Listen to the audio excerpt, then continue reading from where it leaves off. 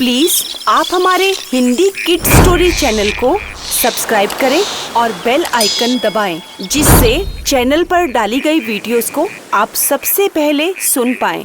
और अगर आपको ये कहानियाँ अच्छी लगे तो उन्हें लाइक और शेयर करना ना भूलें। हेलो बच्चों, कैसे हो आप सब? आज हम आपके लिए एक और नई कहानी लेके आए हैं, जिसका शीर्षक है जिसकी लाठी उसकी भैंस। एक छोटे से गांव में एक सुखीराम नाम का एक दूध वाला रहता था। बहुत ही मेहनती था सुखीराम। दिन रात मेहनत करके दूध निकालता और सारे गांव में घर घर जाकर बेचा करता था। सुखीराम अपनी भैंसों की बहुत देखभाल करता था। उसे बहुत प्रिय थी अपनी भैंसें, क्योंकि उसे मालूम था कि यही भैंसें मुझे कुछ खाने पीने के लिए मेरे पैसे जुटा देती हैं। इसीलिए वह अपनी गाय भैंसों का बहुत अधिक दिल से ध्यान रखता था। सुखीराम खुद भी बहुत ईमानदार था, कभी भी दूध में पानी नहीं मिलाता था। इसीलिए सारे गांव वाले उसी से ही दूध लिया करते थे और उसकी ईमानदारी की चर्चा भी करते थे। अब एक दिन सुखीराम दूध बेचकर गांव से घर आ रहा था। रास्ते में आते आते उसे सोनू का बेटा मिला और बोला, सुखीराम अंकल, दूध देते जाना। आज माँ कह रही थी कि सुखीराम जी से दूध ले लेना। अब सुखीराम बोला, बेटा दूध तो खत्म हो गया। आज तो दूध सुबह ही जल्दी खत्म हो गया था। अब सोनू का बेटा वापस घर चला गया, लेकिन सुखीराम पूरे रास्ते यही सोचता रहा, ऐसे कैसे चलेगा? रोज कितने ग्राहक मेरे दूध के खाली चले जाते हैं। ऐसे तो बात नहीं बनेगी। इसका मतलब दूध कम पड़ रहा है। मुझे और दूध का इंतजाम करना चाहिए। लगता है एक और भैंस लेनी ही पड़ेगी। यह सोचकर सुखीराम भैंस खरीदने वाले के पास निकल गया।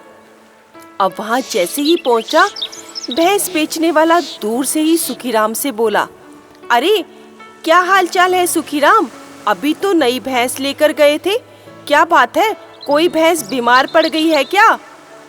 अब सुखीराम बोला, नहीं नहीं चाचा, भैंस तो कोई बीमार नहीं पड़ी, लेकिन दूध कम पड़ जाता है। अब गांव वालों को पूरा दूध नहीं दे पाता हूँ, इसीलिए सोच रहा हूँ एक भैंस और खरीद लूं। इसीलिए आपके पास आया हूँ चाचा, कोई अच्छी भैंस हो तो बताओ। अब गाय भैंस बेचने वाला बोला, हाँ देखो, ये तुम्हारे सामने ही सारी गाय भैंसें खड़ी हैं, जो भी पसंद आए ले लो। अब सुखीराम उन गाय भैंसों को देखने लगा। तभी उसकी निगाह एक मोटी ताजी काली भैंस पर पड़ी।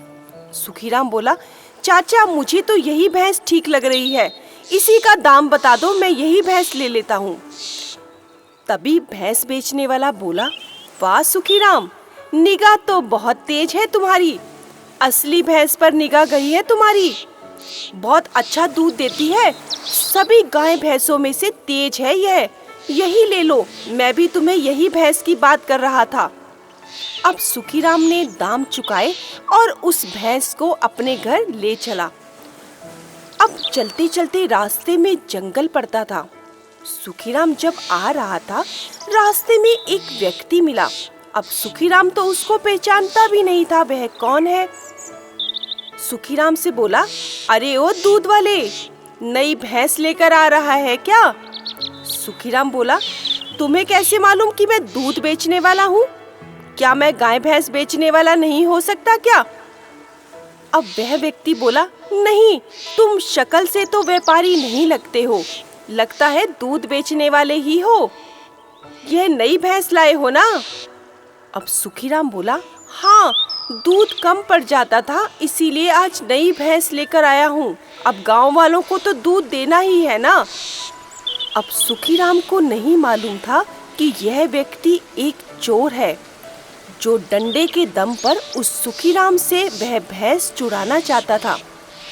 अब वह व्यक्ति बोला, अच्छा नई भैंस लाए हो तो कर दो मेरे हवाले, नहीं तो इस डंडे से मार मार के तुम्हारा सिर फोड़ दूंगा। सुखीराम डर गया और बोला, नहीं, तुम मुझे मारना मत, तुम यह भैंस ले सकते हो। वह व्यक्ति हैरान होकर देखने लगा। अरे, एक बार बोलने पर ही इतना डर गया और भैंस एकदम मुझे पकड़ा दी। बोला, इतना डरपोक हो क्या? अब सुखीराम बोला, नहीं भैया, मैं इन झगड़ों में नहीं पड़ता। तुम्हें यह भैंस लेनी है, तुम ले लो, लेकिन मैं लड़ाई झगड़ा नहीं कर सकता। मार खाकर पिटाई कर कर भी इस भैंस को तुम्हें दूंगा, इससे बेहतर है कि तुम इसे शराफत से ही ले लो। वह व्यक्ति बहुत खुश हो गया और जैसे ही जाने लगा, भैंस लेकर सुखीराम बोला, अच्छा सुनो, अब तुम यह भैंस लेकर जा ही रहे हो तो मेरा एक काम कर दो। कुछ लेने गया था घर से बाहर, ये अपना डंडा ही मुझे दे दो। घर में पत्नी को क्या कहूँगा कि मैं तो कुछ लेकर ही नहीं आया। आखिरकार उसे यह दिखा तो दूंगा कि भैंस तो नहीं मिली, बस यह डंडा ही मिला। अब वह चोर हंसने लगा और हंसते हंसते उसने वह आसानी से डंडा सुखीराम को दे दिया। अब जैसे ही सुखीराम के पास वह डंडा आया, सुखीराम का तो रूप ही बदल गया और बोला, ओ चोर, इधर ला मेरी भैंस, नहीं तो इस डंडे से मार मार के तेरा मुंह लाल कर दूंगा और शोर अलग मचा दूंगा। और सारे गांव वाले अगर इकट्ठे हो गए ना तो तुझे मार मार कर दुम्बा बना देंगे। ला मेरी भैंस वापस ला। अब वह चोर सुखीराम की चालाकी समझ गया और बड़ी आसानी से उसने वह भैंस सुखीराम को थमा दी और जाते जाते बोला, अच्छा, अब तुम्हारी भैंस तो लौटा दी है, मेरा डंडा तो लौटा दो। सुखीराम बोला, तेरी तरह बेवकूफ नहीं हूँ मैं, सीधा अपना रास्ता नाप ले और मुझे अपने घर जाने दे, नहीं तो आज तुझे बहुत मारूंगा। यह कहकर सुखीराम अपने घर चल दिया।